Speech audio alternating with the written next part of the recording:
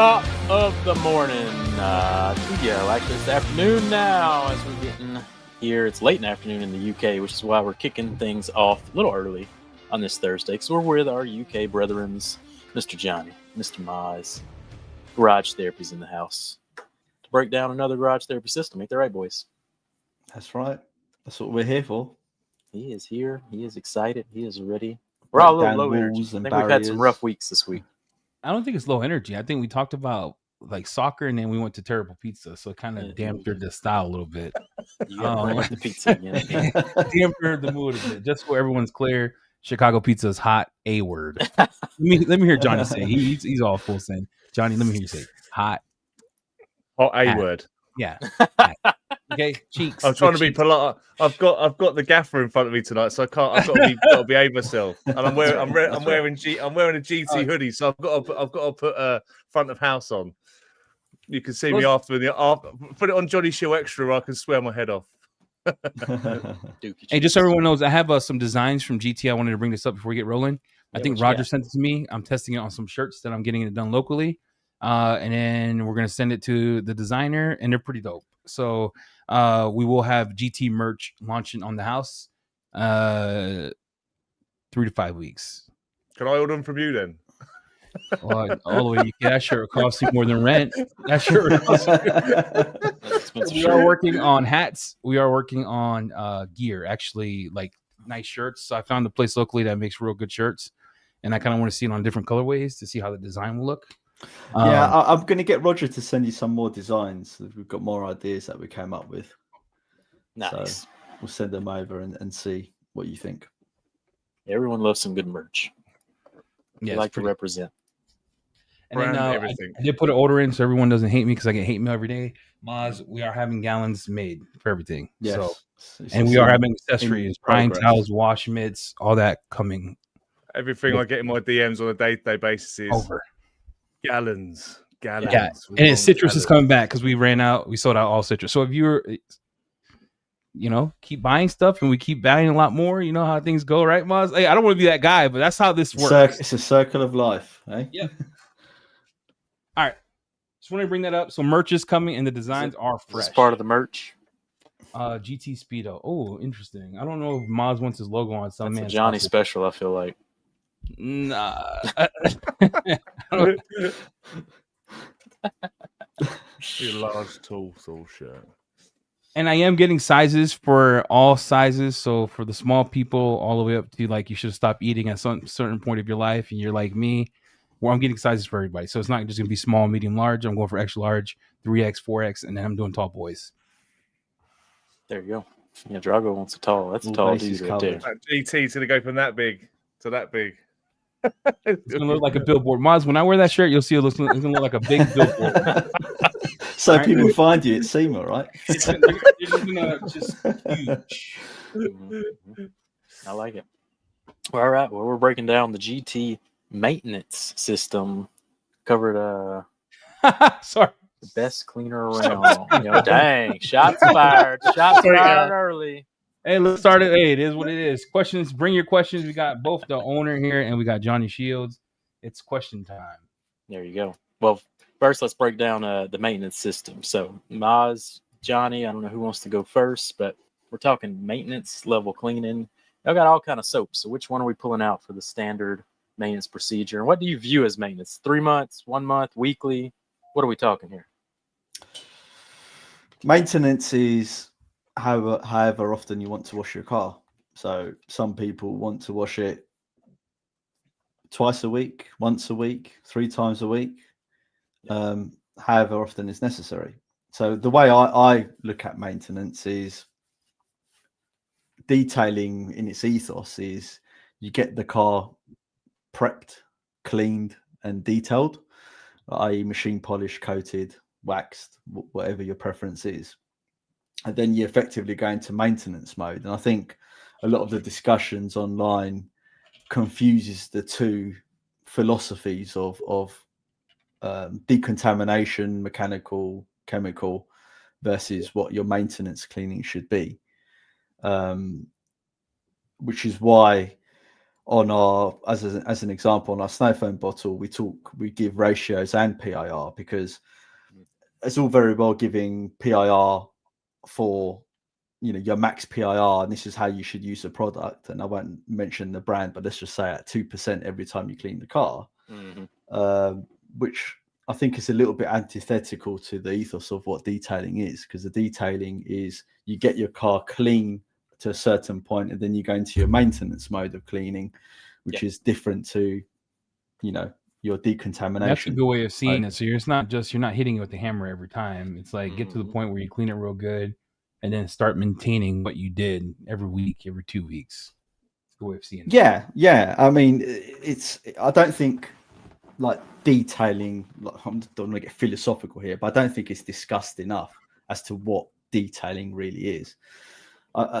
Just to give you a short background. So when I started properly detailing in the mid 2000s, I had quite good conversations with Mike Phillips via email, and you know, I looked up to Mike Phillips a lot because his view of what detailing was aligned to what my view of what detailing was, and effectively, just to summarize it, his philosophy, and which is now my philosophy, is you're minimizing the potential of damage.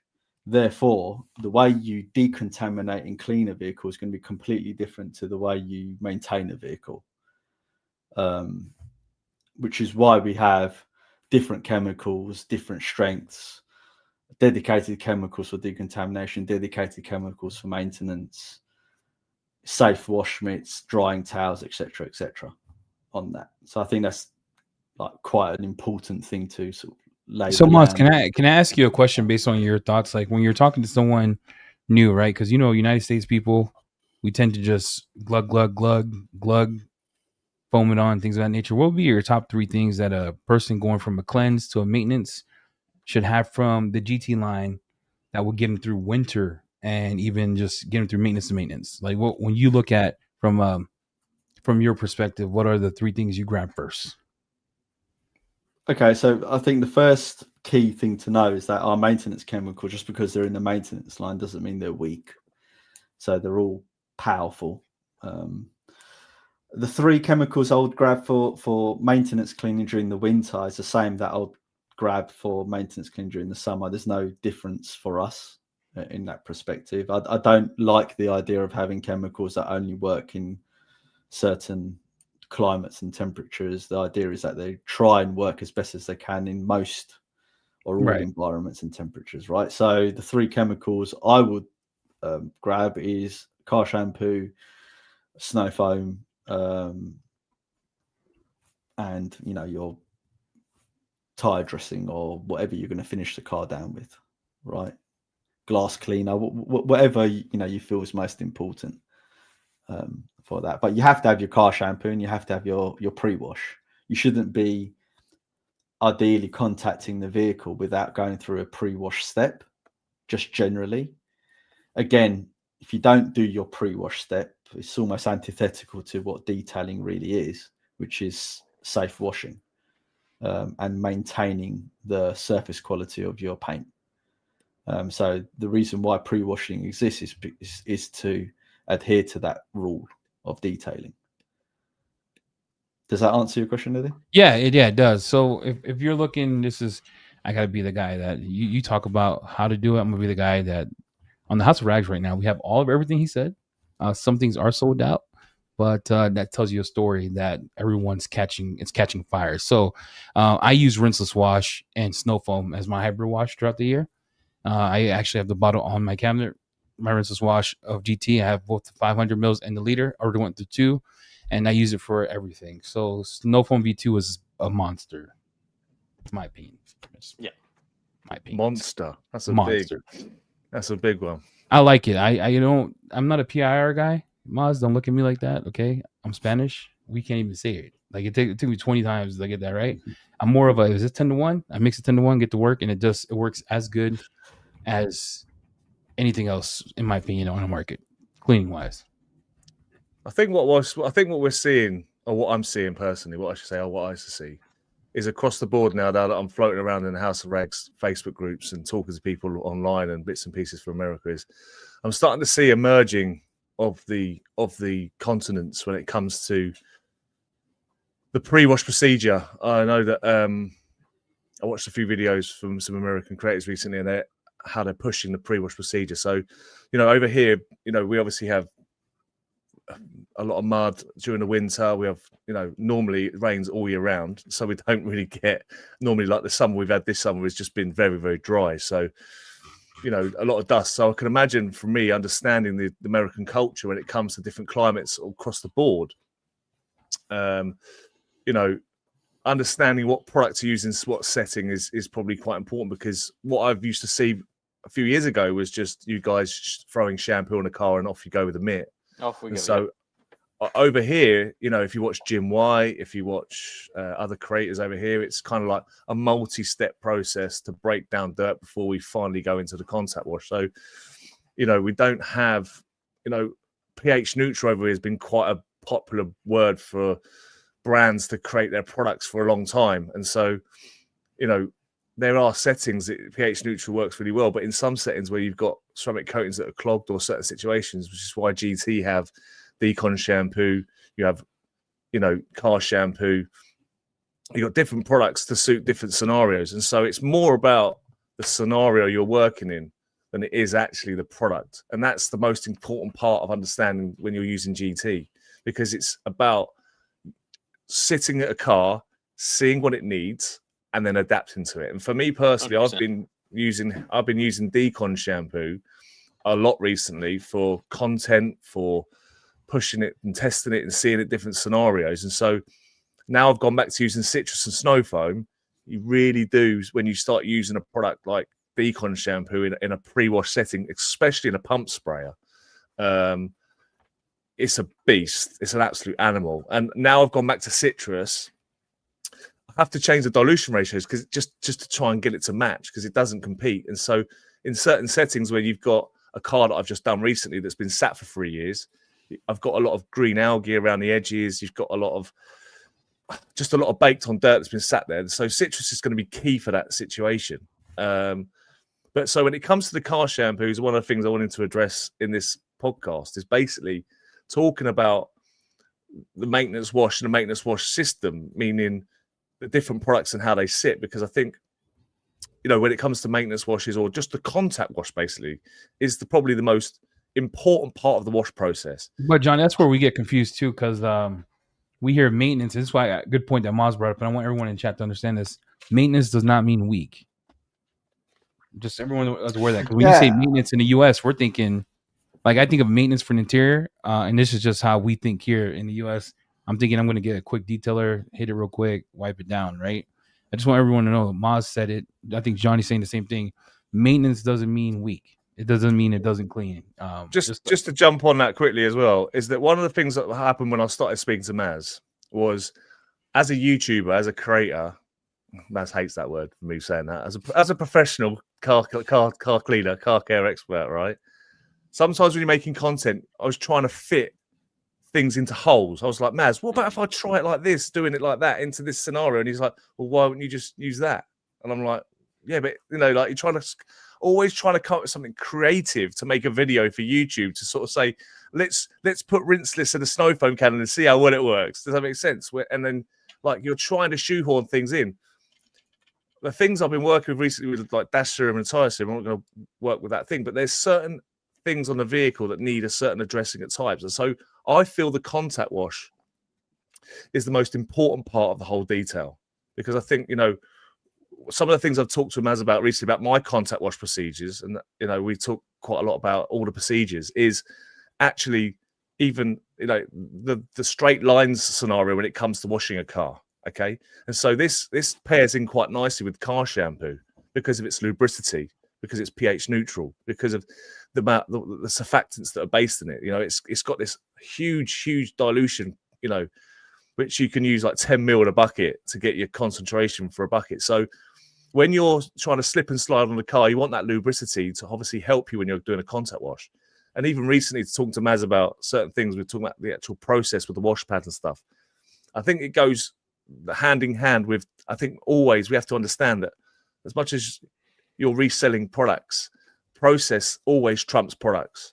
But if you trump process and products together, you give Tiger Woods Titleist golf clubs, he plays really well. You give him a Hickory golf club, he's going to play pretty average.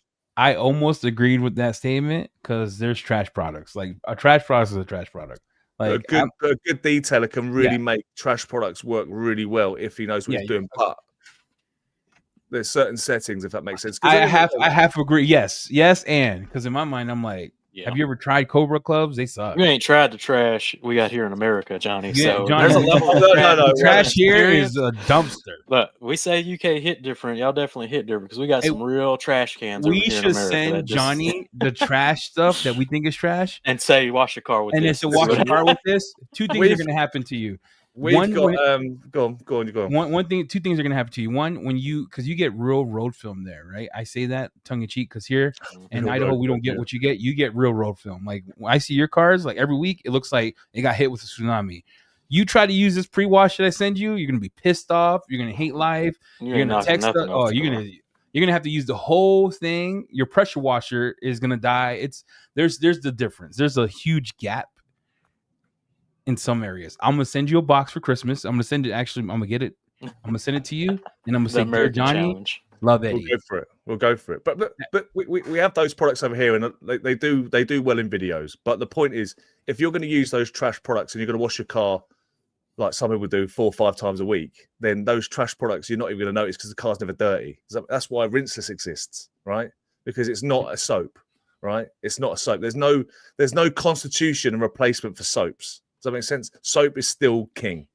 Yeah, Rinseless is great, but it's great for dusty cars kept in garages that are thing. It's a topic of conversation that is going to be coming soon. He's left the chat. You're talking to someone who ran his whole professional detail business with Rinseless wash. Rinseless wash made $90K a year. Completely disagree. I'm also talking to someone who has 3 houses worth of garages. Eddie's garage is bigger than my house, right? So Rinseless is king in Eddie's house because he has a garage. I'm detailing cars in streets, Eddie, in back alleys. Do you know what I mean? Like soap is king. Do you know what I mean? And that comes down to the same thing as it's scenario based. We have to sort of look. So I thought a detailer could get it done with any chemical that's put in front of them. They can, based on the scenario they dealt with. And if they're gonna give you this goes to my thumbnail. Let me pop a thumbnail. Check this out. Rinseless is a technique. It's a skill you got to learn, and if you master it, you're talking about money. It can be done, but this is what I said earlier. Look, we're so into a creative world now with social media that we're trying to bend products into certain ways where they don't fit. Soaps exist for a reason. The lubricity, the cleaning power. You know, the cleaning power of car shampoo over a Rinseless, it's going to be different because it's designed to fit that narrative. Eddie's getting really twitchy. Look at him. Look, Johnny. So I'll tell you my history. I've been detailing professionally. Like I have my business 5 years. Rinseless washes made me $90K a year. I used to run 2 products before I got into all this. It would be an APC, right? Back in the day it was F-bomb. Back in the day it was OR. So it was F-bomb. I don't know if you ever used it, right? From American Detailer Garage. And then Wipeout. So I would pre-spray the whole car, come in. I wouldn't even use the hose, bro. I would put Rinseless on top, hit it with the mint, put it in my bucket, take the other bucket of Rinseless, come back, do it. Cars were looking good. I was polishing cars. So to me, it's like I get what you're saying because in the UK, you guys I don't get road film like the UK. I want to be very up front. Like if you get road film on a car, I don't care how good your Rinseless wash is, it's not going to take the road film off. You have to hit it with something. But now you you're answering my question. It's scenario based, right? Yeah, I agree with you. It goes back to inspecting the car. What do we have on the car? Is there a lot of tar? Is the paint rough? Got a lot of embedded contamination? What are we going to use to tackle it? People just want. Look, we're detailers. We're detailing, right? So we're sat here now. People in the chat are getting really, really excited because it is about the detail. I fired them up. Right? Look, we had to fire them up. Right? If it was just that simple, and I just said, look, and it is as simple as just glug in a bucket, off you go. That is just like, that's great, Car's washed, see you later. But if you're detailing, you care about the amount of the ratios. You care about the technique you're using to apply it to the car. You're caring about all of it because you care. All the chat comments you see in the House of Rags all the time is because people care. They care so much. They ask the questions. So let's not insult people's intelligence by saying they don't care, because they do. So why don't we give them something to care about? And that is technique coupled with good products means great results. Cool. That was like a tagline. Clip that up. Clip it. Clip it. Clip it up. Short. Clip it up. Beautiful So that's why look, the maintenance technique, it's all about maintenance. If you're using a Rinseless, if you're using car shampoo, if you're using Decon shampoo, right? The technique should be the same, right? It should be the same. There should be no difference in how you apply that to the car. But the product you use will set you apart on how clean you want the vehicle. If it's a Decon wash, you can use Decon shampoo, even though you can use Decon shampoo as your main shampoo.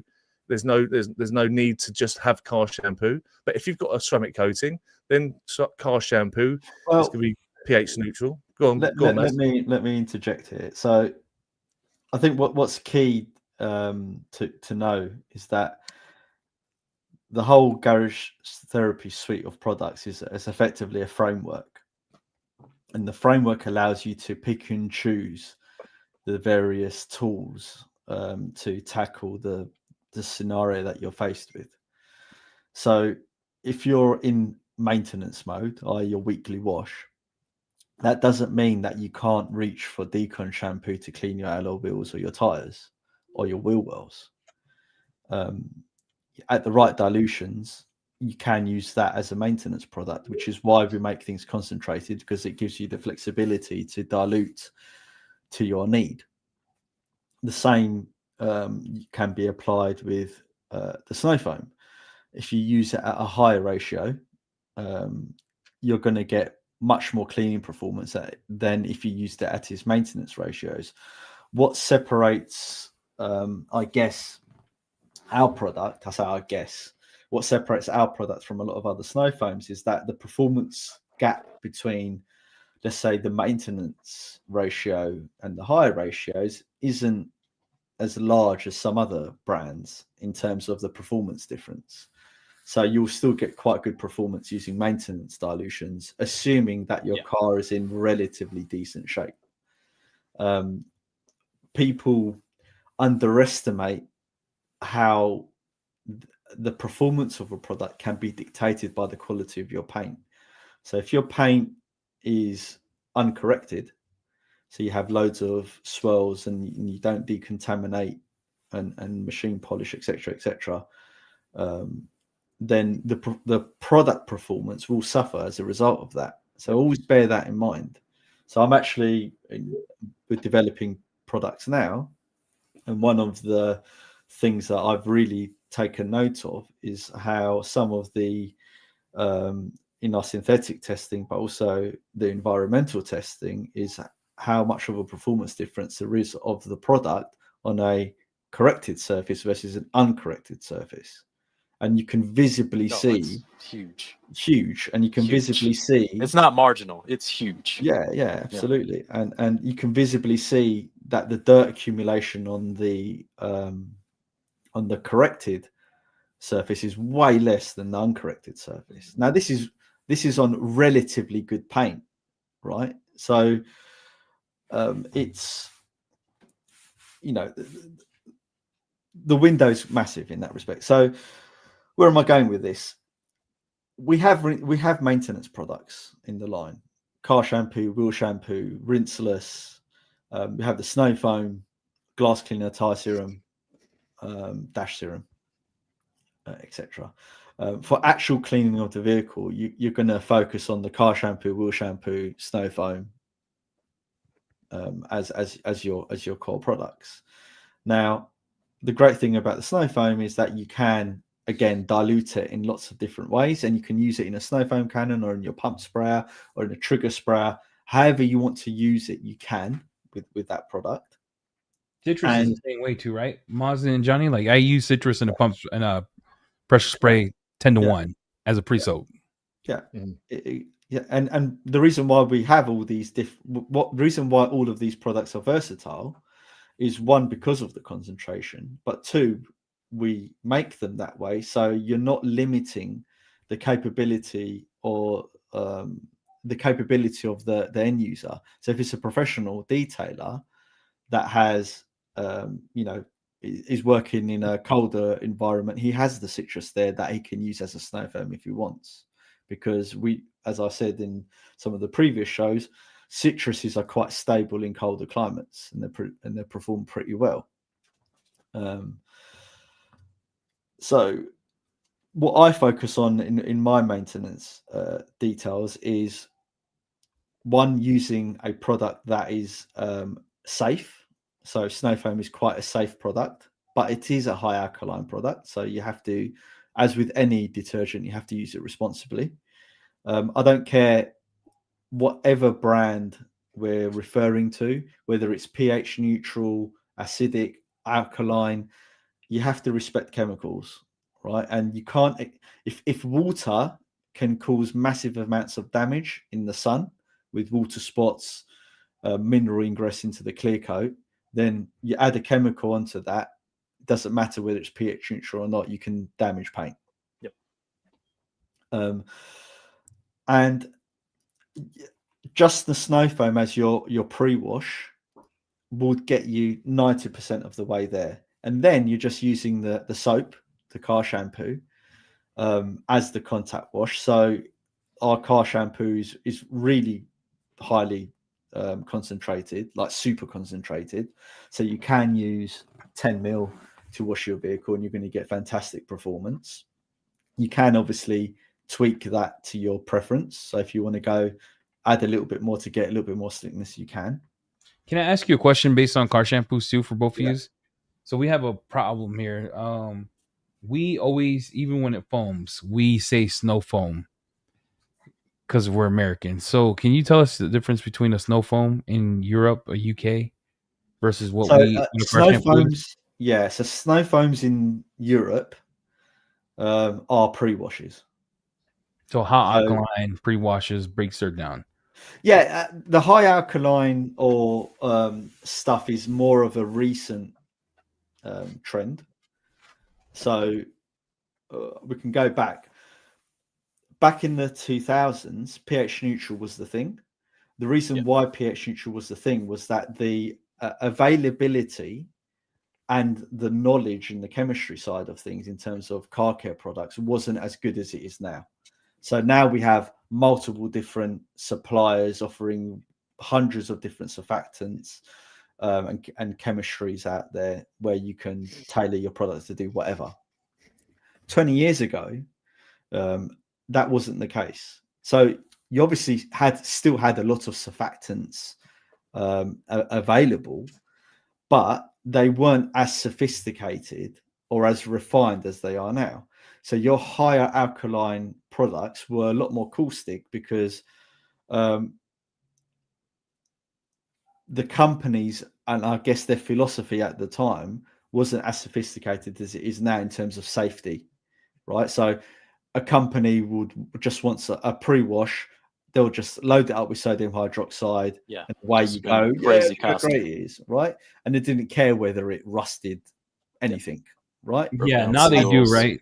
Now they do, exactly. So there's been a massive sea change in pH neutral products and high alkaline products. And as the chemistry and the availability of certain surfactants and additives and solvents and different alkenes, alkynes, and all that sort of stuff has become available, the chemistry has improved massively. Yep. Now, the trap that the industry fell into is that in their effort to make everything as user easy as possible, that negatively impacted the product performance, because they're trying to make something easy for everyone to use to sell volume. Yep. The problem with that is that you then the detailing companies stop creating great products. And I guess this is another big topic for another day in terms of why. No, but this is good because I want people to understand, if you get car shampoo, it foams. amazing. In a bucket, amazing. If you use it in a foam cannon, because that's what people here, right, use shampoos and they want to foam everything, right? They don't differentiate. I always use it in a bucket, but 1 or 2 ounces, you'll get a great foam. But they were like, well, it's not foaming like snow foam. No, duh. It's not foaming like snow foam. That's not the intent of it, right? Would you agree with that? Like, your goal isn't to make all your products. Yeah. So the way that you guys wash it in America is different to the way that we wash in Europe, right? One of the reasons for that is the size of your country and the different climates you have all over America, right? And two, your product lineups that are available to you, and the philosophies that the various detailing companies pushed upon the consumers, the detailers, etc., and the way that they trained them. You went into that that process that Jonny was talking about, whereby you would foam your soap onto the car and you would wash it. And because you guys have done that for a very long time, that shape, the way that you guys view detailing is now completely different to the way that we've been detailing certainly in the UK and in Europe for the last 20-25 years. Yeah. So you guys are built different. Yeah. Now, snow foam, I'm really trying to remember now, going back a long time, but I remember snow foam being introduced in 2000 and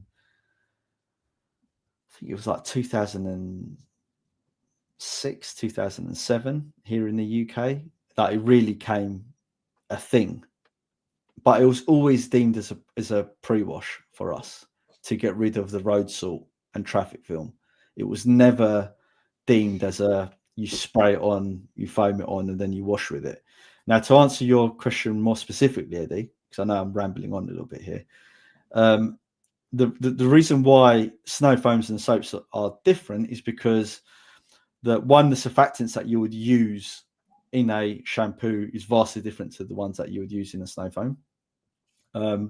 The emulsion that you create when you're creating a shampoo, you've got things to consider like slickness, which you don't have to consider with a snow foam. With a snow foam, you have to consider how much it foams as a primary function, right? And then what surfactants and the emulsion that you make to make that foam stable, and then what types of surfactants you would need to contact in a non contact fashion, emulsify, degrease, and allow the dirt to wash off the car. Now, oh God, this is like turning into a little history lesson. Now, in the early days with snow foams, it was about encapsulating the dirt and making that foam run down the car and drag off the grip. That sounds all nice and great, but the reality is that function will happen whether you've got a strong detergent or a weak detergent, because there's going to be loose contaminants on the surface and it's going to get encapsulated by the detergent and run off with it anyway. As snow foams developed, they started looking at degreasing capabilities of the snow foams, and then now in more recent times with more plant-based surfactants and stuff like that, you start looking at the static cling between dirt molecules and how delimonene and acts as a solvent on the dirt and melts it as opposed to emulsifies it and blah blah blah blah blah. There's lots of different factors. So there's two main things. Snow foams typically come in a higher concentration than car shampoos. And there's again, there's technical reasons for that, which I won't go into this podcast. And there's different considerations. So in summary, snow foam, you're looking at foam stability, its degreasing capability, right? And with a car shampoo, you're looking at how its emulsion, i.e. the slickness, right? And then rinse off. Exactly. like anionic, cationic surfactants, do they stay on the surface? When they dry up, do they reactivate? Because look, Exactly, you don't want yeah, you don't there's- want to murk your car with the snow foam. Let it dry. Yeah, precisely, right? How does it react in colder climates? How does it react in warmer climates? Does it actually clean? A lot of shampoos don't clean very well. Our shampoo does clean very well. You can test that for yourselves. Aside from cleaning the car, just wash your dishes with a couple of mil of car shampoo and see how well it does. And he said a couple mil because remember, in the bucket you use 10 to 15 mils for 5 gallons. Correct. So especially in the States, that's gonna foam like mad because you got better quality water in the States. And Pocatello's neighbor. I Pocatello. got a very question questionable for you, Maz and It's a dump. or Johnny. Hey, am I playing this while we talk? What is it? Can do. I was just trying to give you a little bit of content and context while you were talking. That's all.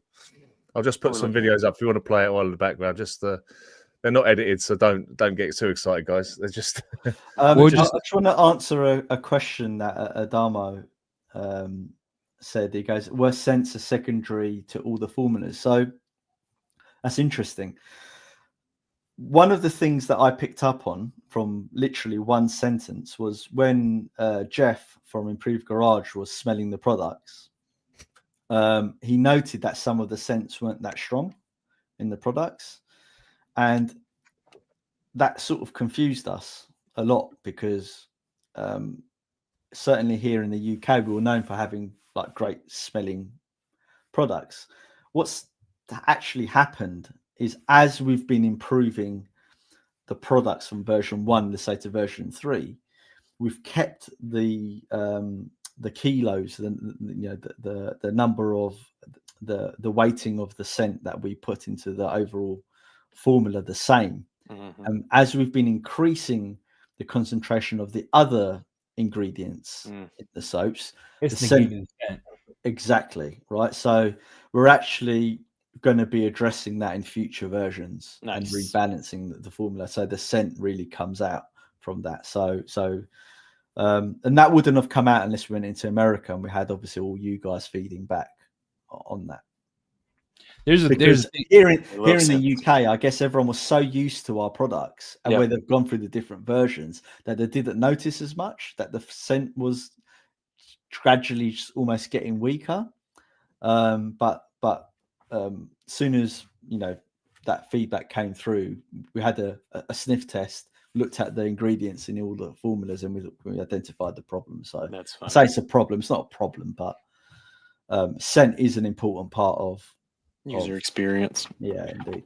Yeah. Oh, real quick, Canadians, Canada, my fellow North Americans, Garage Therapy is already on the cargo going there, the whole line. Yep. You'll see it at Carzilla. You'll see it on Thor over there, and then we're working something with the other Canadian distributor for Amazon. So keep your eyes posted. Garage Therapy is coming over there, and just a fly. Questions, Maz? We got let's get into the question. Hold on, I'll recap real quick. So maintenance can be weekly maintenance, yearly maintenance, up to you, to detailer, to address the situations on your maintenance vehicle. Garage Therapy has all the products that can handle that. Number 2, surfactants have evolved, super caustic to less caustic through the years, that kind of deal. Now we're focused on high cleaning. And number 3, Johnny hates rinseless wash. All right, questions. Let's do this. I just want to just before we go into the questions, I just want to say that obviously there's how you want to detail is up to you. I've got absolutely no opinion on how you want to do it yourself. If you want to use the products however you want to use them, absolutely go for it. It's completely up to you. Like I said, when I'm doing my videos and YouTube videos and trying to do a podcast and stuff like this, I'm giving you my process. I'm giving you my understanding. I'm giving you the stuff I do in these settings and using these products as I have for a while. And I actually personally enjoy mixing stuff up, seeing how it's working. I enjoy the testing process while I'm working. It's kind of like they go hand in hand. So it's like, I want to see, will it work well at that ratio? Will it work at that ratio? So for me personally, I like doing it. But like I said, I've seen Conway talk about that he doesn't have time to do this, and this. So like I said, if you just want to throw snow foam on a vehicle, rinse it off. If you just want to put car shampoo and spray it all over the car and just wash it, It's your customer. It's your car. It's up to you. You're a grown-ass adult. You do whatever you want to do with the products you ever want to do them. But there is a lot of detail on the Garage Therapy products. There's a lot of instructions on there that will give you some really good guidelines to hopefully help you if you are like me and enjoy the nitty-gritty stuff. You like the little nits and nitty-gritty, then you can dive in a bit deeper, go a bit more. And obviously, one of the things that Garage Therapy focuses on, not intentionally, because they used to be detailers, so they have a detailer's mindset when it comes to the products, is the fact that the concentrations of the products is what gets across the board. Because I know that DRK was asking about what's the difference between the American and the English, is there anything we would change for the American?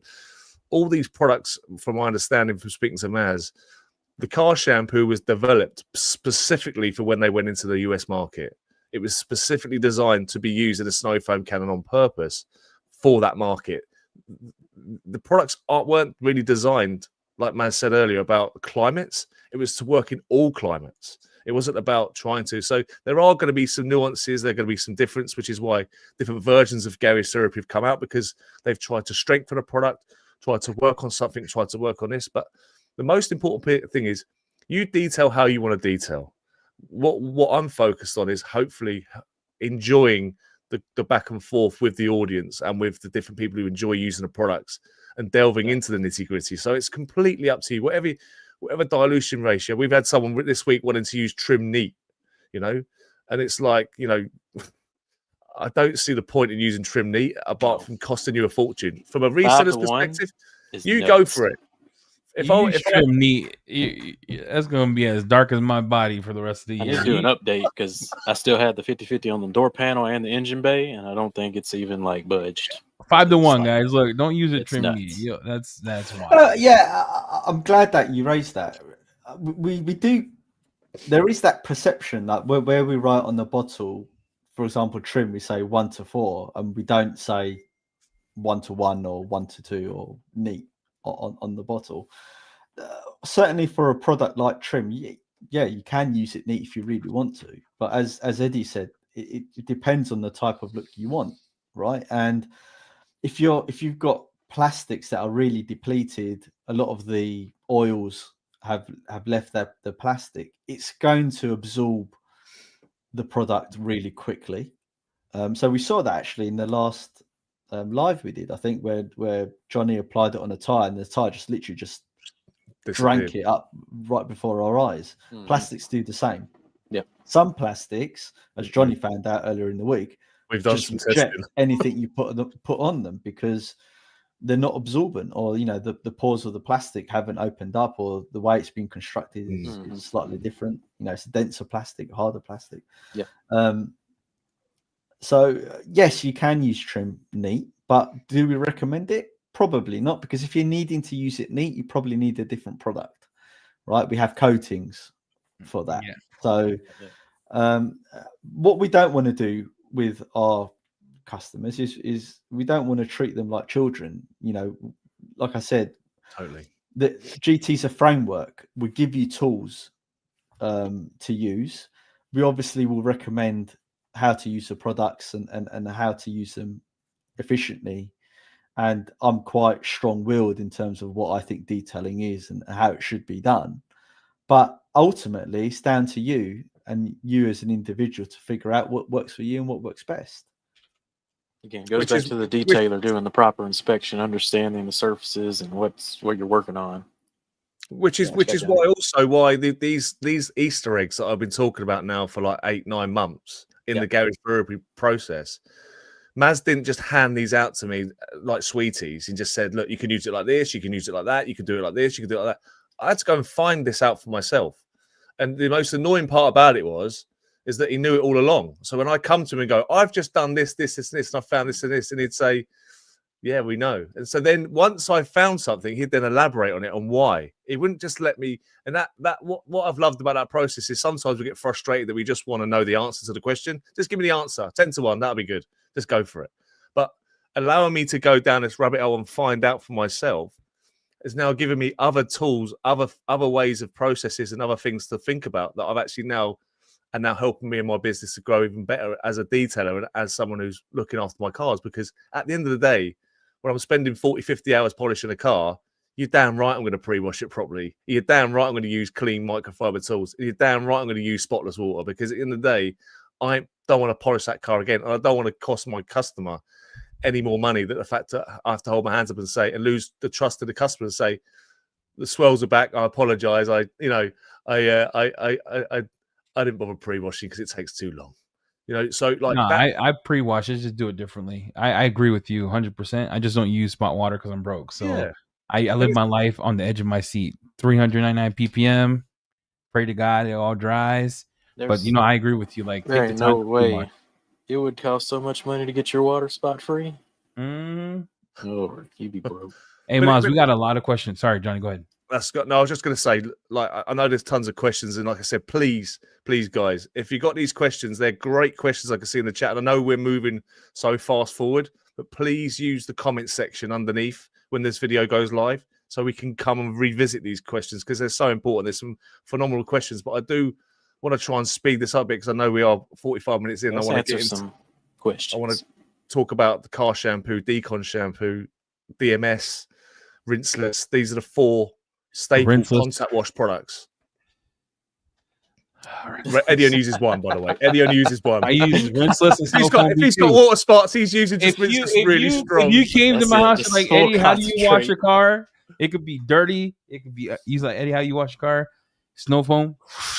Let it sit, spray off, rinses in my bucket, pre-spray, do it, wipe, dry, start to polish. Hey, iron remover, I'll do a test in the back. If it doesn't turn purple, I'm saving my money. That's how Eddie lives, bro. I live a different life. I'm like, I've always been that way. What I have found fascinating, though, in the House of Rags chat group, and we'll get the questions, is the amount of people that are reaching out to me asking more and more questions and want more information. So it's really that's really, really, really enjoyable. The fact that people are wanting more information, more little nuggets, more Easter eggs and stuff. They're really I can see, like, Brandon and the podcast we do on a weekly basis for people to come on and ask questions is absolutely phenomenal. But yeah, if you want to use WSR and Rinseless at the same time, speak to Eddie. Hey, I'm telling you right now, I got you. You want to learn? I'm going to do a whole how I use garage therapy in my business. So I blow you bring out your Easter egg. You off. It's going to piss Moss off, but listen, no, it works. It's not. They're your customers, bro. You know what you like. Hey, I have Rinseless in a bucket. Always. Boom. I have Rinseless for the interior. Wipe it down. You guys are... Listen, Eddie, as long as you're using GT, I don't care, mate. It's all good. I have, you use it how you like. I put Rinseless, blap, blap, blap. And you could go 128 to 1, 256 to 1, 356 to 1, 512 to 1. Whatever you need, you use. I use it. I wish look, next month when we do it, I'm gonna be doing the showing on my side, and I'm gonna show you how to do a hybrid wash the GT way, Eddie's way. And then it's gonna piss Johnny off. It's gonna no. I tell you what, if you're gonna do that, I'm doing it my way. Let's do it together. I'll do mine. We'll live stream. Me. Yeah, baby. Let's throw the gauntlet down. I'm telling you right now. Versus Johnny on a live. All right, dude. Watch, Johnny. I'm gonna eat your cheeks. You're gonna be like, "Dang, that fat guy can move." I'm already done with the car. All right, let's ask Tune questions. There's 22 questions. Celebrity deathmatch. Celebrity deathmatch. I'm telling you right now. I watch the car. By the time you're done, I'm gonna eat a sandwich. I'm gonna grab a Gatorade. Hey, watch, Johnny. You're gonna see it. Yeah, but trust me, Eddie. I'll make this shit look good, baby. All right. He's gonna do it in 8K, son. My driving is I'm wearing a thong and everything, mate. I'm getting my thong out for that. I'm telling you. Oh boy, I cannot wait. Hey, Moz, you heard it here first. Next, hey, everyone, come back next month, same time. Eddie versus Johnny, GT Eddie's way and GT Johnny's way. Moz and Jamie are going to be watching the technique. Who wins? Put it in the comment section. Who wins? Time it from anything but wheels. Okay, listen, I'm talking about body only. We got smaller cars over here already, so don't worry about it. I know, because I'm screwed. I'll be doing a Ford 350. You got a Porsche. That's not really fair, right? All right, let's next month. We're going to do Eddie's GT way. We're going to do Johnny's GT way. I'm doing a hybrid wash. It's on like Donkey Kong. Oh, who's going to win? Put it in the comment section. Who wins? Who's going to win? I'm telling you right now. This fat boy can move. You're like, dang, he's fast. Come on. All right, let's go. Question time. Yeah. Conway wants the glass cleaner breakdown. What's up with it?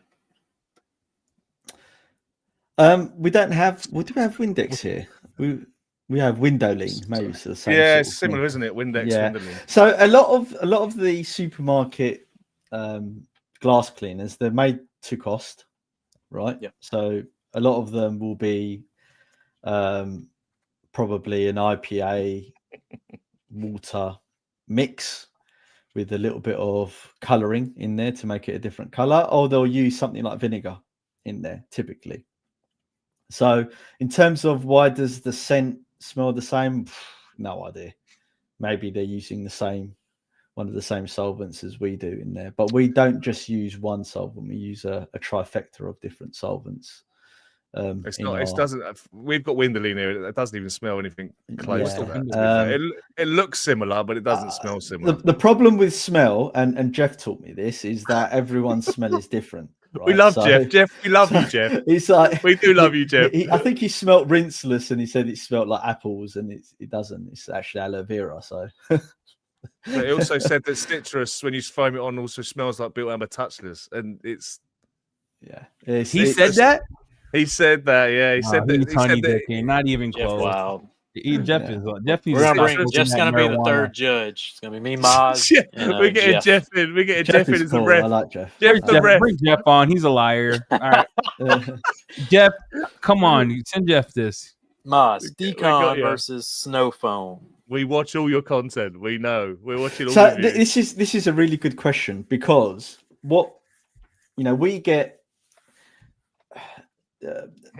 Not so much nowadays, but when we first came on the scene, we used to get compared to a lot of different brands in terms of which one's got the most powerful snow foam, etc., etc. And a lot of content creators, I guess, missed a little bit is that we don't want there to be too much overlap between what snow foam does and what Decon does. So in the GT framework, Decon is king. So it's the heavy hitter. That doesn't mean that snow foam at a higher concentration can't do work. Of course it can. The difference is that snow foam in terms of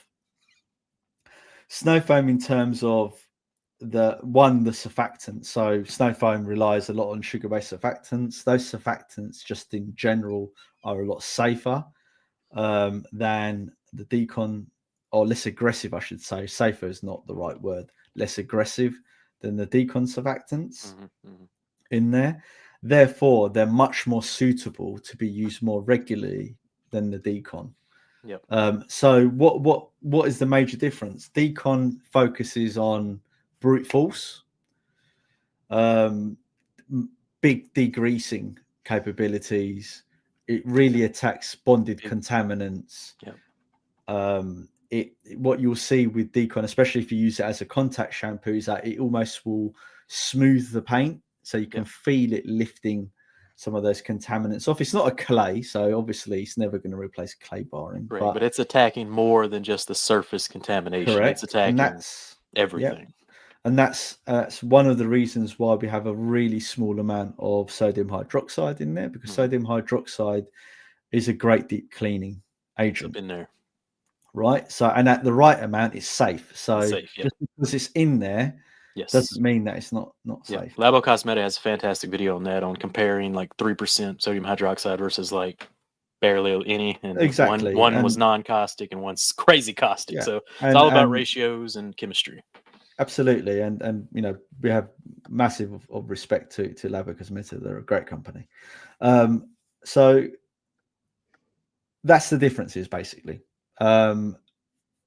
We are going to shake things up in the future, which Eddie knows about and Jamie knows about. But just for the record, Decon will always be king. We're not replacing Decon. The thing is, because I've been using Decon a lot recently for videos for you guys to watch. I've just been Decon. Everything I've been using is Decon. Pump spray, different ratios. Like I've been talking to Maz. All my pump sprays are now either citrus, snow foam, or Decon. And Decon and one of mine as well. Yeah. So I'm conscious that we've got some professionals in the chat, some enthusiasts, some whole range of different people. one of the reasons why Decon exists is because a lot of professionals, they don't see cars on a weekly basis. They see cars every 6 weeks, every 4 weeks, every quarter, maybe once a year, twice a year. Yep. So in those scenarios, you're not going to be reaching for snow foam that often. You're going to be like Decon, Decon, Decon, Decon. So that's why Decon is the process accelerator, because the detailers don't need to reach for other chemicals. They just I do want to say this: Decon with DMS on a car you haven't seen in like 9 months that's been coated does God's work. Moss in English, that means it's a pimp. It's pimp, all right? Yeah, it rolls into how frequently should one use Decon on a coated car. Wait, you're skipping questions, dog. Hold on. Skip, dog, because we're talking about Decon, so I wanted to keep it on. I wanted to keep it on brand. Oh my goodness! All right, keep it on brand. That's fine. That's fine, Sam. You can wait, Sam. You've been first 9 days ago. Brandon, who somebody came on the podcast basically, and he was doing a Decon on a coated car that had been left for 3 years, and he was talking about he was really surprised. And Brandon himself, he's in IT, enjoys the chemistry, enjoys the little itty bitty details, and so once he used Decon in his car to bring back a coating and coating on his wheels and stuff, he was then more he was more intuitive and more wanted to go down a rabbit hole with me about Decon shampoo, and he just couldn't believe how much it brought back his car and brought back the coating on the car, on the wheels, and all those kind of areas. So, using Decon shampoo, it does outmuscle a lot of the products in the GT line sometimes. And so, from pros to what Maz was talking about, we've got pros and we've got enthusiasts in there. You can't go far wrong with using Decon if you're an enthusiast, if that makes sense. You can't go too far wrong because the argument is always, why do you need everything? And the argument is you don't. You honestly don't need everything every time. It's citrus is there for a winter climate, snow foam's there for a nice warm climate, and Decon just trumps every climate. It's just ever good for everything, and at the right ratios, it's amazing. So how frequently should you use Decon on a coated car to keep it 100%? That very difficult question to answer, because I don't know how many miles you do in the car. I don't know where you live. I don't know your temperature. I don't know how frequently you wash the car, etc. However, what I would say is generally you would want to wash your car with Decon shampoo. I'm talking about contact washing with Decon at least once a quarter. There you go. So had a great comment. I just started and then it disappeared. Cheap Star's asking the question of wait. We got he's on the list. We got a whole bunch. I was just going to respond rather than typing. That was all. He asked me what 3 products that I recommend from GT. That was all. You guys keep jumping around. Look, I'm gonna start banning all you guys. You guys keep jumping around. They got the people ask questions 30 minutes ago. All right, answer this question. 3 products. Go on. You answer it, Eddie, because I probably know what you're going to say. It's going to be Snow Foam, Rinseless, and Sigma. If I'm doing the interior, it'll be the interior cleaner, dash serum, and Rinseless. Right. See if I can trump you then. Let's play trumps. Decon shampoo, tire serum. Tire serum. That was my note. Yep. Yeah, because we do the whole car and tires. You're right. Dang, I didn't even think about that. Boom. Did I win? Protect it. What you going? No, Rinseless for life, dude. If you're a Rinseless fan, I'm gonna say this because Johnny keeps honey dicking me. Okay, if you're a Rinseless fan, GT Rinseless is one of those that you have to put in your arsenal. Just bring it in. But Decon shampoo, if you're someone who's not had GT before, Decon shampoo is going to do a lot of the work for all over the vehicle: wheels, tires, door shuts, body, Decon process, everything and anything, right? So then you could just literally, when I go to clients' houses, I've got Decon shampoo, tire serum, and glass cleaner. That's all I need. That's it. Job done. I would agree. This would be a better list. Decon, tire serum, Rinseless. Because I could do interiors with Rinseless. We all agree. Totally. Yeah. All right. That's a good list. All right. I'll take your list and I'll add Rinseless to it. All right. So I wanted to chime on this with the Decon. Greg had a great comment. They said a car came, it was completely flat. So we used Decon the whole way through and it brought the hydrophobics back. That kind of tells you when you should pull out Decon is when that coating is unable to push off the contamination and you're starting to get that embedded contamination. It makes the coating go flat. That's when it's a great time to bust out the Decon that, like we've been saying, it gets up under there. It decons for real. So it gets in. All right, back to the top. We haven't talked about DMS. So one of the reasons why we were really late into the party on DMS, sorry, Acidic not on- shampoo. acidic shampoo, effectively, was one of my concerns when we were looking at a lot of the acidic shampoos in the market is that the runoff areas on cars are typically the areas that you start getting a lot of problems, i.e. underneath the wheel arch where the arch liner joins onto the chassis of the car, not the chassis, the fender, as you would call it, the metal fender. You get a lot of dirt trapped in there, and over time, if that dirt stays there and it gets wet, you start getting rust. You start adding acidic detergents in there as well. You can accelerate that process indefinitely. Typically, acids accelerate oxidation, rust, effectively, just in general. Another concern that I had is the runoff areas that you get going down door cards and rain channels from various vehicles, where you have a lot of detergents that will sit in the bottom of the door card, and if your drainage tunnels at the bottom of the door cards aren't cleared away and you're constantly using these acidic shampoos all the time, that may cause problems. Fast forward many years later, and when we were developing our acidic shampoo, we made sure that we had corrosion inhibitors in there to negate those side effects that I was worried about. Nice. So another aspect of it is that we learned a lot from our water spot remover.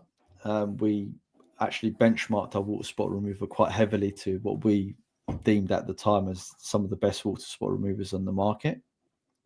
And until we finished that project and our learning from that project completed, then we moved to developing DMS.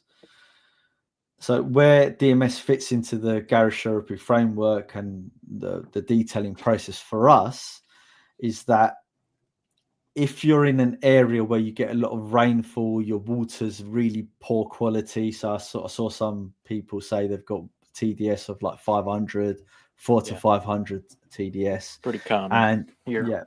And you need to soften your water during the wash, or declog your protection more frequently than other areas. So as an example, someone like Ryan, where he lives in the desert, he's not going to need to declog his car as often as someone who lives in, let's say, New York or Pennsylvania or somewhere like that. So DMS is fantastic for shoehorning it into a monthly maintenance clean or every 6 weeks, where you'd use DMS as your contact shampoo, and you can use it as your sort of your snow foam as well, depending on the level of dirt that you've got on there. So how would you use it is you'd use it in a bucket, but what I like to do is I use it in a bucket and I will foam it on as well, because it's a great sort of foaming soap on there. And the longer you leave DMS to dwell on the surface, the more effective it's going to be at breaking down those minerals and any mild water spots that you've got. There you go. All right. 1:30, I do have a meeting I have to go to, so Jamie's going to stay and run the rest of the questions so we answer everyone's questions. We have 18 left to get through. I guess we don't. This is not garage therapy specific. Just don't polish your car every day. Do a paint gate reader. Don't worry about it. You'll burn through paint. Like nothing's forever. So I would really don't do this. I mean, light polish, like light primer polish, something with no pressure, maybe, but don't cut your paint every time. All right, next question. All right, to piggyback on Ryan, I like a rundown on typical maintenance of a coated vehicle. How often to use Decon? I think he answered that, right? Yeah. Okay. If I was going to try GT for the first time, top 3, wash, clay, and seal a car. This is a different question. Go ahead, man. I'm not a fan of wash, clay, seal, because I don't think you should be rubbing anything on your car that would potentially induce marring on there. And I'm not convinced that claying, whether the clay is a new technology of clay or not, is not marring the paint. Any I know friction that may any be friction. controversial, but that's No, my. look, I don't think it's professional controversial. opinion. Larry NYC have always preached for like the last God knows how many years that he calls claying a vehicle an emergency operation. It's emergency. It's like going to the hospital for an operation. He's always stated that in all of his videos, that claying is a last resort, and then obviously following up with a polishing step. So if it's good enough for Larry, it's good enough for me. When it comes to a business and you're running a business, then a wash, clay and seal, I understand where it comes from a business perspective, that you want to wash the car and then clay it and seal it up, right? I get it, because you're basically, the paint looks a lot cleaner when it's decontamination free than it is when it's contaminated, basically. So that I can see where this probably came from, was claying a car looks a lot better, because 9 times out of 10, a customer can someone see their car when it's been clayed and they go, "Oh my God, have you finished it? It looks great." And you go, "No, it's just been decontaminated," basically. And that's, again, why Decon shampoo is such an important part. Yeah, I think that's a great point, Johnny. It's the wash, clay, seal, from my perspective, is for people that don't really know what detailing is, and they're not aware of what swirls are, and they're not, they just want their car to look shiny. Correct. And feel they don't see the value in a paint correction, paying for that much for that, or coating. Exactly. Where I think I have an issue with it is when let's be truthful here. This is a detailing orientated channel, right? Mm-hmm. You're talking about high-end, high-level detailing. So that shouldn't really come into the equation. What wash, clay, seal is more of a valeting mass fast environment, right? Yep. Yeah. See, I do a bunch of mobiles, so I love a good wash, clay, seal. Dude, something wrong is on one today. He's on something. He's hungry. He's a little angry little guy. All right, next one. Maz, there's something else you'd want to improve after seeing US product usage? There's going to be lots of new versions of different things that we've been working on that we've accelerated because of some of the feedback that we've got. And it's not because of necessarily the feed. I've got to be careful what I say here. It's not necessarily the feedback that we feel that the product is not good enough or anything like that. It's just we want to move the game on. We want to move the chemistry forward. We're always looking to improve. But new raw materials and ways of doing things are coming out all the time. Correct. That's like software, that's like phones, that's like everything. So as these new things get developed, Gary Cerebri, obviously, which is one of the reasons why I'm so passionate about the brand, is that it's future proofing, right? Which is a great way of explaining it. Is future proofing the brand, is moving it forward all the time, so that all the products keep moving with the times rather than getting stuck. And we see that a lot in a lot of brands in this country, where they stop developing, and so they fall behind, because changing a product in their lineup becomes a big problem, because then it looks like they've almost done something wrong, and so they can't keep it, and everything stays still. And there's certain brands that you can see that haven't changed their lineup for a long time, and now they're behind the 8 ball, where now they're starting to bring out a lot of new products and a lot of new. They might revamp the brand, or they might revamp the labeling, and so that gives them an opportunity then to do that. That costs a lot of money. If you've got a multi-million pound business and you change one thing, you've got to change everything. That costs a lot of money. A lot of money. And so so we want to keep innovating and moving things forward. We don't stop on that front. Maz and Jonny covered the differences between detail space. Oh, I've got an Easter egg for you guys that you're going to go absolutely bonkers. Absolutely bonkers. And I'm angry at Maz for this. I've already called him out on it on a private text message. What are the differences? So the QD, I'm conscious that Eddie's on the clock. So no, QD, Jamie's staying, so don't be conscious about it. Jamie's gonna stay and go through the questions. So Quick Detailer has effectively some Quick Detail and Sigma have some nanochemistry in there, nano sealant in there, and SiO2 as well. There's a whole plethora of different additives that we chuck into our They formula. play nicely together. They play nicely. Our philosophy on Quick Detail is that it should be a cleaning QD primarily. However, we don't subscribe to it having no protection at all, because that's archaic. If you're going to make a product that doesn't add any protective qualities to it, you might as well have an inspection spray rather than a Quick Detailer. From that perspective, you also don't want to put inert silicone onto the surface that doesn't have protective capabilities. So our QD has 1 to 2 weeks protection in there. And what we're aiming to do with that product is enhance the protective base layer that you already have on the car, as opposed to take away from it, which is another reason why you don't want to add inert silicone and polymers onto the surface. That doesn't add any protection at all. Sigma is Sigma was created to be a sort of a hybrid QD / sealant. It's very concentrated. What we wanted to do with Sigma was give the wow factor. So when you apply Sigma, it's meant to give you the look of a wax, but the performance of a synthetic ceramic sealant / coating. So one of the things I think that separates our sealants, the SiO2 style sealants from other brands, is the water behavior in terms of how it behaves. It's very similar to coating like behavior on there. The main thing that really stands out with products like Sigma and ceramic sealant is their ability to stave off contaminants and keep the panel looking clean.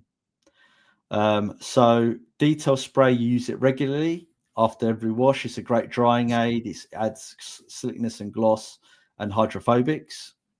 Sigma is a longer term solution.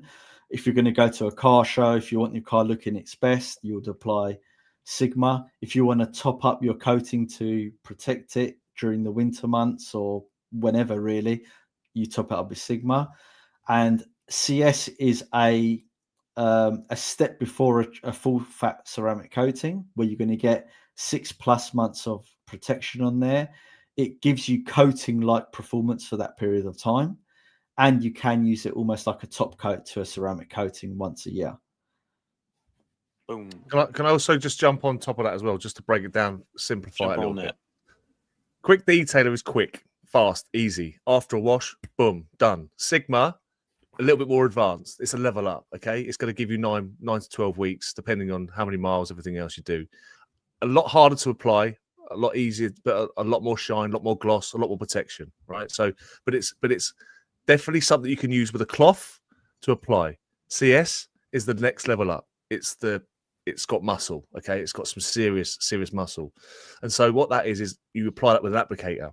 So there are like different levels of between the two rings, and that's the differences really. Maz has gone into the chemistry, but from an application process, there's 3 different methods. You've got cloth with a quick detail spray, cloth with a Sigma, and you've got a applicator pad for CS because of its design, its makeup, its chemistry. It's much better if you apply it that way around. You're going to have much more fun with it, and it's going to play nicely with it if you do it that way around. Those are the kind of similarities. But when it comes to what I want to say is when you look at protection on a board and it says 9 months, 6 months, please don't just judge a product by its duration time. There's a lot of other chemistry and other chemical factors that go into that to make it different. So, and a little nugget for you is Sigma sometimes doesn't play well on dirty paint. Now that's an honest opinion on it, right? Me and Maz have had back and forth about this conversation and workarounds to sort of work it out. But what I will say is mixing Sigma 1-to-1 as like a prime before you apply the full fat Sigma is absolutely mental. It's nutty. It's like, I want to call it half fat or Sigma primer or whatever you want to call it. But 1-to-1 it's just like it's like this. QD nuts. It's like a QD on steroids. It's just beautiful. So there's an argument we should write this on the bottle as well, but we actually teach this during our GT certification course, where if you've got paint that's a bit finicky, you can dilute Sigma because it's really concentrated, so it's loads of actives in there. If you can dilute it 1-to-1, you can use it as a primer for the surface. So you do the first coat, it sets up, and then you go back with the full fat version and you layer it on top. Love it. And then it plays really nice. What we don't want to do with the product is make it so easy to use that there's no layers to it. There's no thought to it. What typically happens when you have a product like that is people get disinterested in it very quick. Whereas when you've got a product that you have to work for a little bit to get the best out of it, that's when you start adding more complexity to it, more layers, more capability to it. And then people get more interested in the product and use it more often. I did use CSS on the back of my Cadillac, and it's still on there. It's been through a winter, and I don't wash it a lot because I leave it for stuff. So CSS, you got to put some respect in that name. So it isn't just a spray on the panel wipe. You need spray on the mitt. You need spray on the towel. Level it, haze, buff it off. Like, put some respect in CSS's name. Yes, it's sold out. Yes, there's more coming back. I do got to answer this question, then I have to leave to my meeting. So Eddie, if someone brings you a car to coat and polish and it's not contaminated, do you pass on it? No, I don't. I actually, what they pay for is what they get. So I don't cheat people. If they pay for a platinum package and it requires a decon, even if it's not, I decon it. So be honest with your customers. Don't honey dick them. Don't steal their money. Do right by your customers. Always do the process they paid for. All right, next question. But we also still, by the way, that new cars, when they come from the lot, they're not always new, so they need to be deconned as well before you coat them. Does that make sense? So any car, it's okay to go through the decon, the chemical decon process. It's okay. It's fine. You're only wasting money if there's no decon in there. But it's as a safe practices, best practices. Yeah, why not decon it? It's fine. Well, they pay me. I'm doing it. I don't cheat people, so I have a conscience, and that's being snakish. So if someone pays time. If there's not iron on the car, why are we using iron remover? Yeah, but I still clay it. That's what I'm saying. But there's skips you can definitely every car does not need every single time. Like, why would you spray a whole car down with iron remover if there's no iron on the car? Do a test spot, see if there's iron. You can usually see the yellow spots. If there's none of that, sure. Don't waste chemical on something that it's not going to even do anything.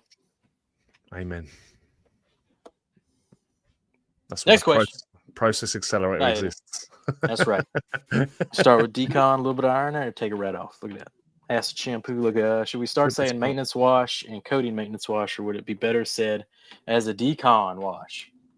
Yeah, I think that's when the yearly kind of visits, even if they're coated, becomes a decon wash more than a maintenance wash. I'm not sure that. Yeah, I'll have to think about that one. It's a complicated question. Yeah. Yeah.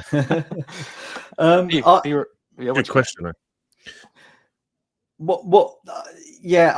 A decon wash, in my eyes, is where you go through more than just a decon wash with decon shampoo. So you're going through the suite of various decontamination products. So decon shampoo is your pre-wash alkaline detergent / contact shampoo, water spot remover, tar and glue if necessary, fallout remover if necessary, DMS. And there you're covering the whole 360 clean of that surface. When you're doing your yearly maintenance, that's what ideally you should be doing. I avoid using tar and glue on coatings if I can really avoid doing that, because just the nature of tar and glue removers can damage coatings.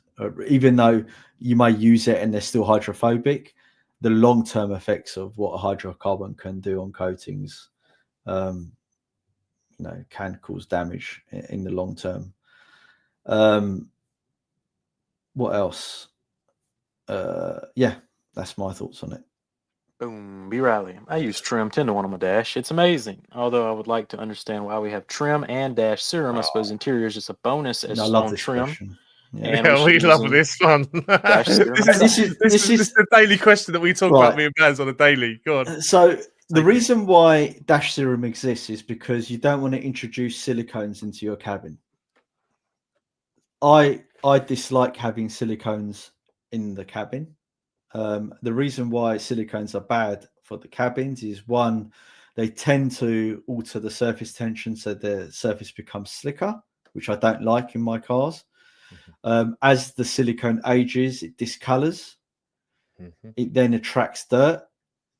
It then holds on to greases and other bodily residues that come out of you and the car when you introduce silicone into the cabin.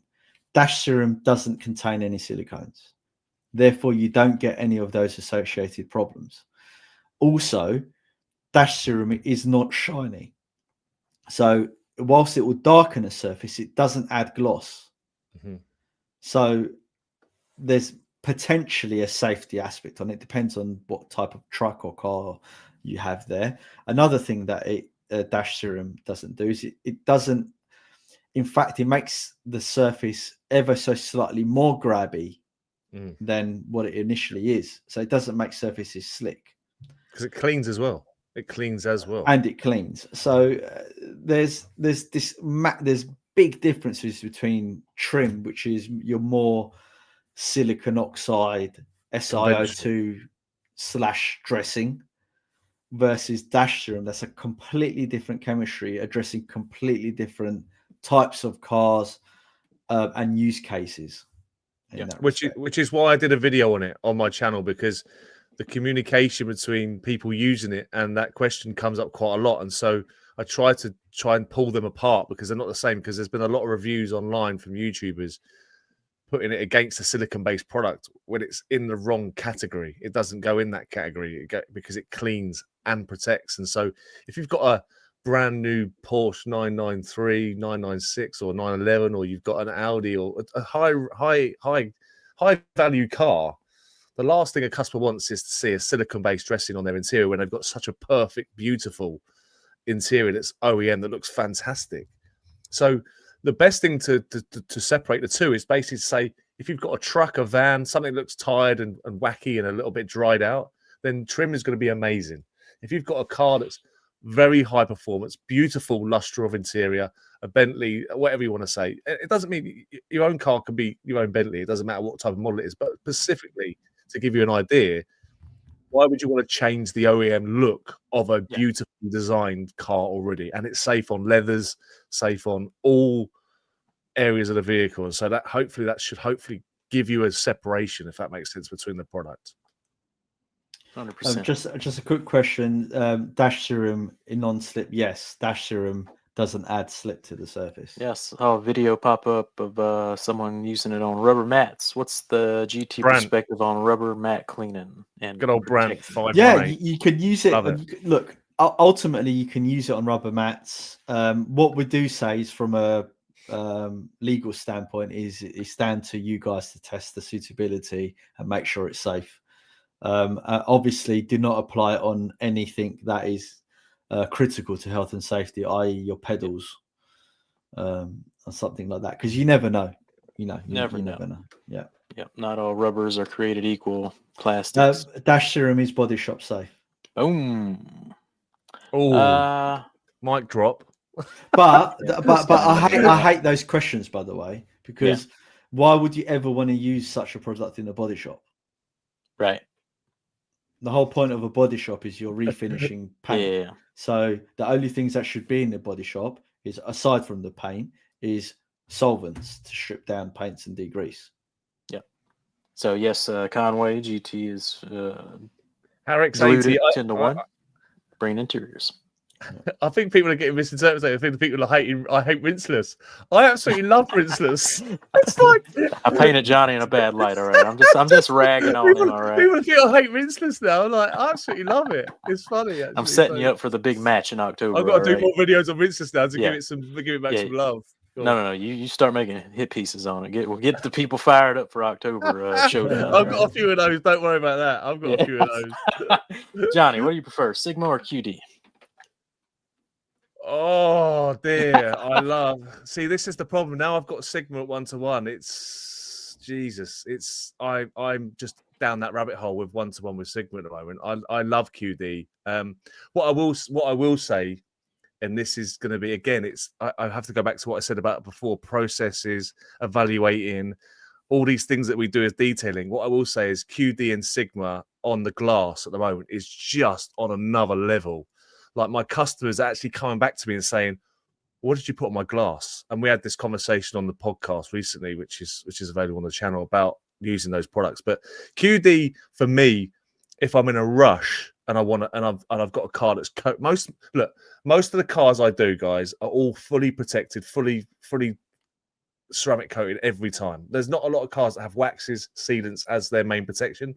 All my cars are ceramic coated, so I don't really need to use a lot of heavy hitting sealants and stuff like that on the car. QD for me is so fast, so quick, so effortless, especially with the next video coming out on glass cleaning, when you use QD as a really good thing to mop up any, as a cross checker, as a kind of like it is what it is. It's a quick detailer. It details everything you do, and it flashes so fast. So it's hard because they're both like, it's like asking me which kid I prefer, the oldest one, to be honest with you. But like I said, it's the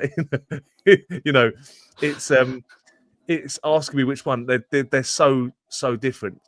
But quick detailer is the biggest, was the gateway drug to garage therapy in 2020. Boom. It still starts. It's still there to this day. All right, let me find a new question. Aha, Sheepstar, Decon and Snow Foam versus Touchless. I'm guessing he's talking about another brand versus Touchless. It's not right for me to comment on performance versus other brands. To be that's honest. For you to that's for you to test. That's for you to test and make a video on it. Yeah, Sheeps, aren't you a YouTuber with a channel that does comparisons? Or is he Wolfstar? What I will say is is he Wolfstar? Is he Wolfstar? Wow. Yeah. What I will say on that is just bear in mind that Decon is more powerful than Snow Foam, and there's specific use cases for Decon and Snow Foam. Decon is king. There. Yeah. Decon is king. Yeah. Sigma versus Quick Detailer durability wise, big difference. Yeah. There's like 1 week versus 2, 3, 4 months, depending on your car. Yeah. We've seen customers reporting back that after 5 months is still there. So you're definitely going to see a big difference. You're definitely going to see a big difference, which is why I dropped the little nugget of using Sigma 1:1, by the way, because that is going to bridge the gap for you between using Quick Detailer and Sigma, because Sigma is, like I said before, on contaminated paint, black paint, you're definitely going to see on dirty paint with Sigma. You're going to see the paint's dirty. It's going to tell you, because you're going to find it harder to buff off, because it will. The contamination will suck in the materials. And what you will see, and this is why the 1:1 mixing it down is going to be so good as a priming method, is that I'm calling to the YouTubers here now to see the filling capabilities of Sigma. I want you to test that for me and show me what you think, because the filling capabilities of Sigma, when you mix it a 1:1, you'll now feel like that the product feels like a lot of other products out there on the market. When you use Sigma at full fat, you're going to feel a big difference. So YouTubers, fill your boots. Give me some feedback on it, because I'd love to hear what you think. And the different application methods will be fantastic to give me some feedback on as well. That's Sheepstar says that's what he was proposing. No, I think he was asking which one would you rather see go up against it. I'm going to say Snow Foam. Go get you a bottle of Snow Foam, see what's up. You know what I'm saying? All right. This is a good question, boss. Does Garage Therapy have any plans to get in the compound and polishing game? Yes. I'm so horny.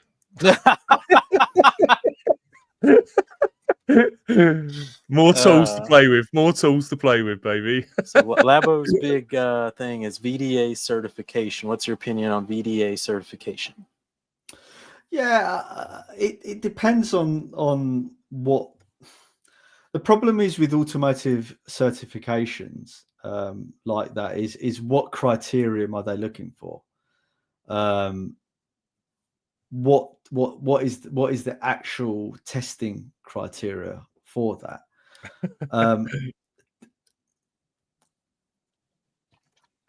I mean, I guess it's probably it's safe to say it's probably better to have it than not, but I'm not sure what purpose that it serves in reference to safety in that respect. I hope I know that sounds like a bit of a woolly answer, but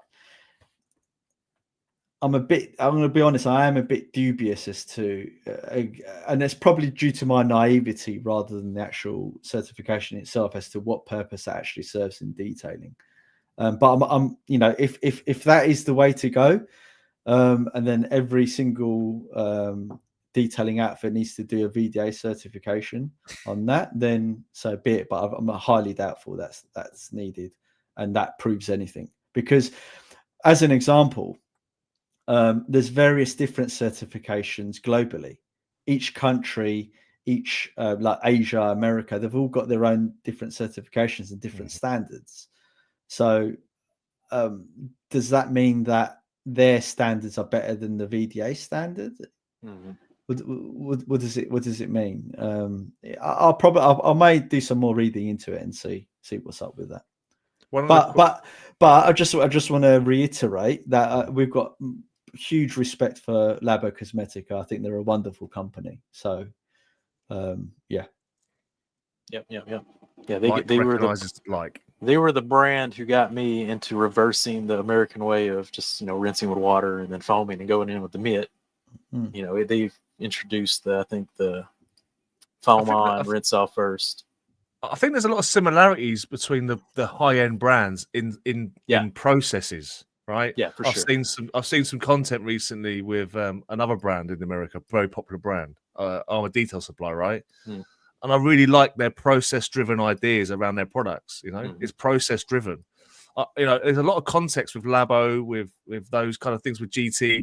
Like, it's process driven derivative content that's then adding the products to the mix. And I think that's, like I said, going round and round in circles. It's like some of the things we see on chat groups, what I see personally, so I'm not saying I see, is people want a definitive answer to questions. Can I use this at 1 to 10? Can I do this? Can I do that? It's like saying, if I eat less, will I lose weight? Absolutely, of course you will. Like, so much great. It's so scenario dependent that without doing a video of the scenario, it's very hard to give you a definitive answer of what you're working with. And so that's why I think accreditations and stuff like that, and I know that there's a lot of questions that I get all the time about, is accreditation coming to the US for garage therapy? I know Maz can speak on that a little bit more. I know that might be a little way off, but I think when you do get behind the wheel of the accreditations per se, which I know there's a lot of ums and ahs across both, it's like there's a yes and a no camp. What you do get is a good background that the bottles won't give you, is that the accreditation will give you as a backstory to how these products develop, how they work, and how these sort of things. And I think, I'm a big pro for some sort of accreditation, because I think it's only going to arm the detailer with more knowledge, more help, and more efficiency with that tool and how the tools work. Yep, we need it. We need you to hop on a plane, head over here, and let's make this happen. So maybe one day. Yeah. Can GT Quick Detailer be diluted 1-to-1? You can dilute it, but I don't see the point. I don't see why you would want less performance than what it's giving, if I'm honest with you. It works good as a spray on Quick Detailer, as a drying aid anyway, as I demonstrated on the last podcast. It's a great little product, but just bear in mind, these products are strong. So one spray on the panel will be ample. And a top tip for that as well, by the way, is to use a microfiber to level the wet panel with product on.